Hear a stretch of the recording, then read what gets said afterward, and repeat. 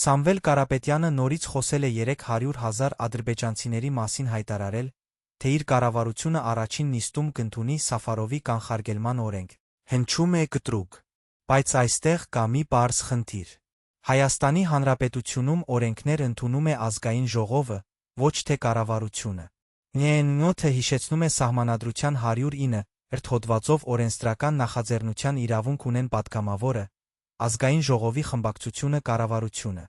Այսինքն կառավարությունը կարող է նախագիծ ներկայացնել, բայց ընդունել կամ մերժել կարող է ազգային ժողովը։ Սահմանադրության 152-153 հոդվածներով կառավարությունն ու նախարարները կարող են ընդունել միայն ենթաօրենսդրական նորմատիվ ակտեր։ Դա օրենք չէ։ Դա օրենքից ցածր ուժ ունեցող ակտ է, չի կարող փոխարինել խորհրդարանի որոշմանը։ Կա նա կառավարության կառուցվածքի գործունեության մասին օրենքը։ Կառավարության նիստում կարող են քննարկվել օրենքների նախագծեր, ոչ թե առաջին նիստով վերջնական օրենքներ ընդունվել։ Այսինքն խոստումը գրված չէ իրավական ընթացակարգի լեզվով։ Այն գրված է քարոզարշավի ձայնով։ Երբ քաղաքական գործիչը խոստանում է անել մի բան, որը իր մարմինը իրավասու չէ անել, դա ծրագիր չէ։